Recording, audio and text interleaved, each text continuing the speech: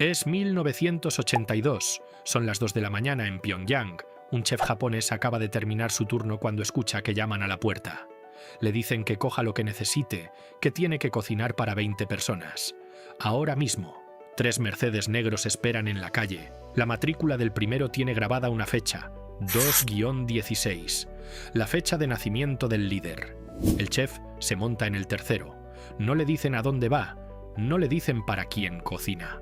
Solo conduce durante 2 horas por granjas oscuras hasta que llega a un edificio costero enorme, iluminado en mitad de la nada. Sirve su sushi. Un hombre repite.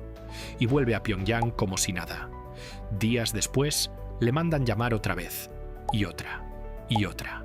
Lo que empieza como un trabajo de cocina termina convirtiéndose en 13 años dentro del lugar más prohibido del planeta. Cocinando para el hombre más peligroso del mundo, viendo cosas que ningún extranjero había visto jamás, y este es el único que lo contó. ¿Cómo acaba un cocinero japonés de mediana edad siendo el confidente personal de un dictador? ¿Qué se come dentro del palacio de un hombre que deja morir de hambre a su propio pueblo? ¿Y por qué cuando por fin escapó, años después, el régimen le mandó un mensaje que solo podía ser del nuevo líder supremo que decía: ¿por qué rompiste la promesa que me hiciste? Esta es la historia de Kenji Fujimoto, un nombre falso para un hombre real que vivió algo que no debería haber existido. Para entender esta historia hay que entender primero a Kim Jong-il, no al monstruo, al hombre que había detrás. Nació en 1941 en la Unión Soviética, hijo de Kim Il-sung, el fundador del régimen. Desde el primer día su vida fue una contradicción. Por fuera, todo el poder del mundo. Por dentro, un niño que perdió a su familia antes de entender qué era la familia. Cuando tenía 6 años, su hermano pequeño se ahogó en una piscina. Un accidente, pero para un niño de 6 años, simplemente su hermano ya no estaba. 3 años después, su madre murió.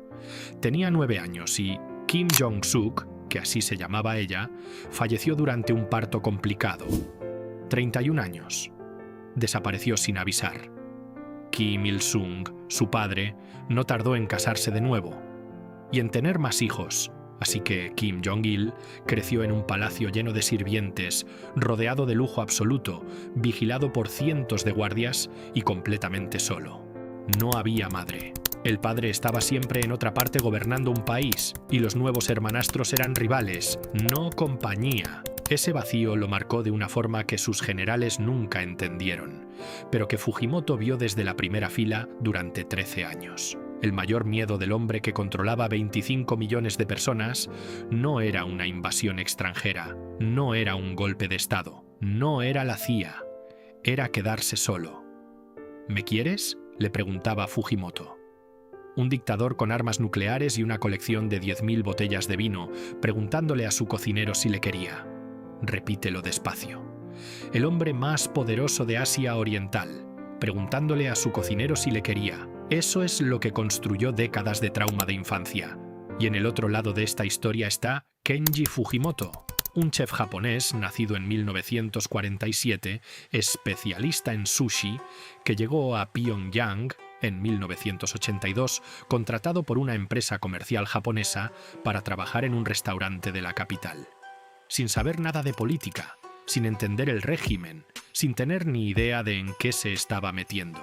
Al principio era simplemente invisible, un extranjero útil en una ciudad donde los extranjeros no existen. Cocinaba, enseñaba, volvía a su habitación. Pero entonces, Kim Jong-il probó su sushi. Y todo cambió. Esa primera noche de 1982, cuando Fujimoto sirvió su sushi a ese grupo de hombres en el edificio costero, no sabía quién era el que pedía repetir. Solo vio a un hombre con hambre y buen paladar. Cuando volvió a Pyongyang, al día siguiente, uno de sus compañeros estaba mirando el periódico. En la portada había una foto. Era el mismo hombre de la noche anterior. Kim Jong-il, el hijo del líder supremo, el que estaba en camino de heredar el país. Fujimoto se quedó helado. En 1988, 6 años después de esa primera noche, Kim Jong-il le pidió formalmente que se convirtiera en su chef personal. Vivir en el complejo. Cocinar en el salón número 8, una sala de banquetes privada en algún punto de los alrededores de la capital. Disponibilidad total, una rutina cada 10 días. Fujimoto dijo que sí, y entonces descubrió lo que significaba cocinar para un dios. La primera regla era el arroz. Antes de que un solo grano llegara al plato del líder, un camarero y un miembro del equipo de cocina los revisaban a mano, uno por uno. Los que tenían algún defecto, alguna rotura, alguna irregularidad en la forma, se apartaban. Solo los perfectos pasaban. Imagina cuánto tiempo lleva revisar cada grano de arroz de una ración. Ahora imagina hacerlo cada vez que el líder tiene hambre. Afuera, en ese mismo año, Corea del Norte estaba entrando en la que sería la peor hambruna de su historia moderna. Millones de personas muriendo de inanición, campesinos comiendo hierba, niños con los vientres hinchados. En los años siguientes, entre 1 millón y 2 millones de personas morirían de hambre. Dentro del salón número 8, el problema era si los granos de arroz estaban perfectamente formados. Kim Jong-il tenía una bodega con 10.000 botellas de vino. Gastaba $700.000 al año solo en coñac Hennessy. Tenía fruta traída de Singapur, cerveza de Chequia, cerdo de Dinamarca, caviar de Irán y Rusia. Y el pescado lo traía Fujimoto, en avión, desde Japón. No iba al mercado, cogía un avión. Una vez, Kim Jong-il vio un episodio de un programa de cocina japonés sobre el ikizukuri, una técnica donde el pescado se sirve crudo, cortado, pero todavía vivo, la boca moviéndose en el plato mientras se come. Kim quedó fascinado. A partir de ese día, pedía que sus sashimis fueran tan frescos que la boca del pez siguiera moviéndose al servirlos. Un hombre que controlaba la vida y la muerte de millones de personas quería sentir, literalmente, que la vida temblaba en su plato mientras comía. Piensa en lo que eso dice de alguien, pero lo más extraño de todo no era la comida. Era lo que pasaba alrededor de la comida. Kim Jong-il tenía una obsesión que Fujimoto tardó en entender. Necesitaba audiencia. No le bastaba con tener todo. Necesitaba que alguien lo viera teniendo todo. Las fiestas eran la expresión máxima de eso. El dictador organizaba noches que duraban hasta el amanecer donde los generales, los oficiales del partido y los invitados especiales bebían rondas obligatorias de coñac hasta que caían. Kim observaba. A veces participaba, pero siempre controlaba, señalaba a alguien. Le decían que vaciara el vaso, y el hombre vaciaba el vaso, aunque estuviera vomitando por dentro, porque la alternativa era impensable. Había una tradición en esas noches que Fujimoto describió con una mezcla de fascinación y horror: los juegos de cartas. Cuando Kim Jong-il estaba de buen humor, organizaba partidas donde los premios eran absurdos. No dinero, objetos, un piano, una cámara Sony, un asiento de inodoro con calentador. En un país donde la gente moría de hambre, los generales del ejército apostaban asientos de inodoro con calentador en las partidas de cartas del palacio, y en una cena en uno de sus yates, completamente borracho, Kim se levantó, orinó en una bolsa de plástico, la hizo girar sobre su cabeza y la lanzó al mar. Sus generales aplaudieron. Fujimoto lo miraba todo desde la cocina, o desde la mesa, porque llegó un momento en que ya no era solo el chef, era algo más raro y más peligroso. Era el confidente. Kim Jong-il tenía algo que ningún dictador puede permitirse tener: un extranjero al que le decía la verdad. No porque fuera un hombre bueno, sino porque Fujimoto no tenía nada que ganar mintiéndole y Kim lo sabía. Una vez, Fujimoto preparó un sushi en el salón número 8. Kim lo probó y dijo: Fujimoto, este sushi tiene algo diferente. El chef intentó desviar la conversación. El líder había estado bebiendo mucho, le dijo. Quizás por eso. Kim se quedó dudoso, pero no insistió. Cuando Fujimoto volvió a la cocina, revisó los condimentos y descubrió que había puesto 10 gramos menos de azúcar de lo normal. ¿10 gramos? Kim Jong-il lo notó. El hombre que nunca comió lo mismo que comía el 99% de su país tenía el paladar más entrenado que Fujimoto había conocido en su vida. Y entonces llegó la prueba más extraña de todas: una carrera de motos acuáticas. El líder y el chef. Fujimoto ganó, Cualquier norcoreano que hubiera humillado al líder en público habría sido ejecutado, o desaparecido, o enviado a un campo de trabajo con su familia entera. Kim Jong-il se rió, y luego le dijo a Fujimoto algo que probablemente era la cosa más honesta que había dicho en años, que lo necesitaba, que necesitaba a alguien que le dijera la verdad, que todos los demás solo le decían lo que querían que escuchara. ¿Cuándo fue la última vez que alguien le había dicho la verdad a Kim Jong-il? Probablemente nunca. Y Fujimoto entendió algo en ese momento. Su seguridad no dependía de obedecer. Dependía de ser exactamente lo que ningún otro podía ser. El único hombre en ese palacio que trataba al dictador como una persona normal. Kim Jong-il le regaló un Mercedes y un carnet de conducir norcoreano. Le organizó personalmente una boda con una cantante local llamada Om Jong-nyo, que era además campeona de boxeo. Le confiscó el pasaporte esa misma noche, en el banquete nupcial, para asegurarse de que no se iría nunca.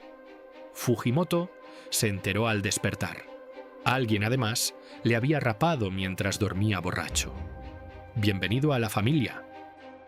Pero había una parte de ese mundo que Fujimoto no podía ignorar. La Joy Division. Así la llamaban. Un nombre sacado de ningún sitio. Un grupo de chicas norcoreanas reclutadas antes de cumplir los 16 años, separadas de sus familias, entrenadas para cantar, bailar, dar masajes, y para satisfacer cualquier otra cosa que el líder pidiera esa noche, dependiendo de su humor. Dependiendo de su humor. Fujimoto lo vio, lo describió. No con detalle, porque no podía, sino con ese tono de alguien que ha presenciado algo que no sabe cómo nombrar. Decía que era una atmósfera extraña, un ambiente que no encajaba con nada de lo que conocía, y cuando le preguntaban directamente, bajaba la voz. Esas chicas no eligieron estar ahí, y Fujimoto cocinaba para el hombre que las tenía allí, cada 10 días, durante 13 años. Hay una pregunta que nadie le ha hecho directamente, o si se la han hecho no ha respondido. ¿En qué momento decidiste que podías seguir? No hay respuesta buena a esa pregunta. Lo que sí hay es contexto. Fujimoto no era libre. Tenía el pasaporte confiscado. Tenía una mujer norcoreana. Tenía hijos. Y sabía lo que le pasaba a la gente que desaparecía del entorno del líder sin autorización. En 1996, durante uno de sus viajes autorizados a Japón, fue detenido en el aeropuerto.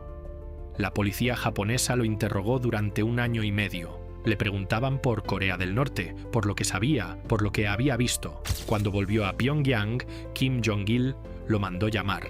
No le dijo nada sobre el interrogatorio, solo le miró. Fujimoto entendió el mensaje.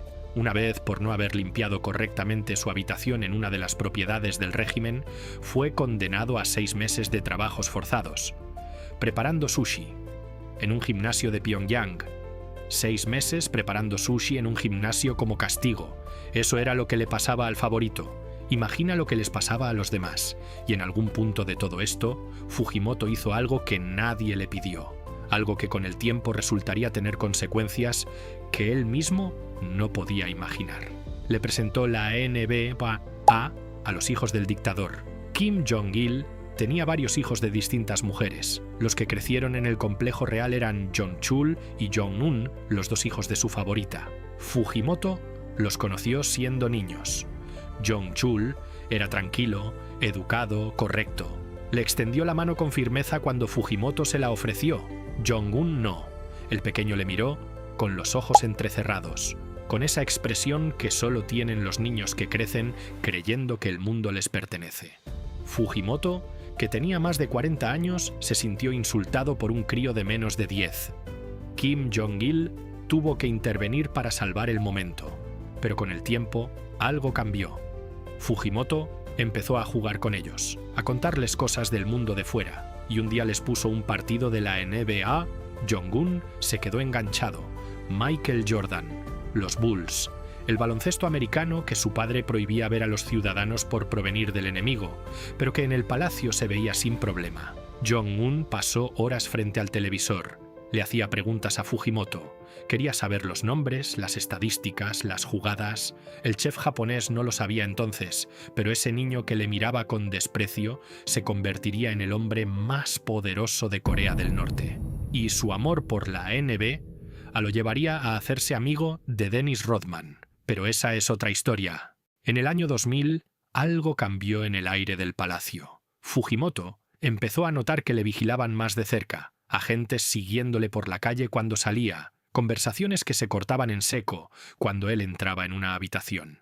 Miradas, silencios que antes no estaban, y entonces llegaron los intentos de asesinato. No los detalló nunca públicamente, pero sí dijo que en ese momento supo que su tiempo se acababa, que la dinámica había cambiado, que la relación con Kim Jong-il, que durante años le había protegido, ya no era suficiente garantía. Necesitaba una excusa para salir. En marzo de 2001 buscó la oportunidad perfecta. Le puso a Kim Jong-il un episodio de un programa de cocina japonés sobre el unidon, un plato de arroz con erizo de mar fresco de la isla de Rishiri en Hokkaido. El líder lo vio, lo quiso probar.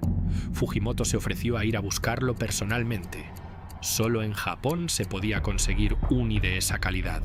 Solo un chef experto sabía distinguir el bueno del malo. Le dieron permiso. Cogió un avión a Japón, llegó al mercado de Tsukiji, en Tokio, se perdió entre los puestos de pescado y en un momento dado se alejó de sus escoltas norcoreanos en medio del gentío. Y no volvió. Dejó a su mujer norcoreana, dejó a sus hijos, dejó 13 años de su vida, un Mercedes, un carnet de conducir y la única relación con un ser humano poderoso que había conocido. Desapareció. Desde Japón empezó a escribir 4 libros, entrevistas con la BBC, con GQ, con todos los medios que llamaron, contó los festines. La bodega de 10.000 botellas, los $700.000 en coñac anuales mientras millones morían de hambre. La Joy Division, los granos de arroz revisados uno a uno, las partidas de cartas con pianos como premio, todo. Apareció siempre en público con gafas de sol, bandana y barba postiza. Nunca reveló su nombre real. Vivió escondido.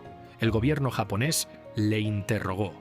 Resultó ser que Fujimoto era, según documentos filtrados de la embajada americana en Tokio, la mejor y a menudo la única fuente de información sobre el interior del régimen norcoreano para los servicios de inteligencia japoneses. El cocinero de sushi era el espía más valioso de Japón sin saberlo, pero lo más sorprendente llegó en 2012, 11 años después de su huida. Un mensajero apareció en su puerta con una nota. ¿Por qué rompiste la promesa que me hiciste en 2001? La nota era de Kim Jong-un, el niño que le había mirado con desprecio, el que le había visto poner partidos de la ANB en el salón del palacio, el que ahora, tras la muerte de Kim Jong-il, en 2011, era el líder supremo de Corea del Norte. El hombre más joven en gobernar un estado nuclear en la historia del mundo le estaba escribiendo a su cocinero de la infancia. Fujimoto volvió. Se abrazaron. Fujimoto lloró. Le dijo: Fujimoto el traidor ha regresado. Perdóname por todo lo que hice y dije. Kim Jong-un le devolvió el abrazo, el primero en 11 años, y le dijo: Está bien, no te preocupes más. El chef abrió un pequeño restaurante de sushi en el hotel más lujoso de Pyongyang, cocinando para el hijo del hombre al que sirvió durante 13 años. Algunos dicen que siguió allí varios años, otros dicen que en 2019 fue detenido. Nadie sabe con certeza qué le pasó. Piensa en lo que vio Fujimoto desde esa cocina, un dictador que gastaba $700.000 en coñac el mismo año que 2 millones de sus ciudadanos morían de inanición. Un hombre que mandaba revisar cada grano de arroz de su plato mientras fuera la gente comía hierba.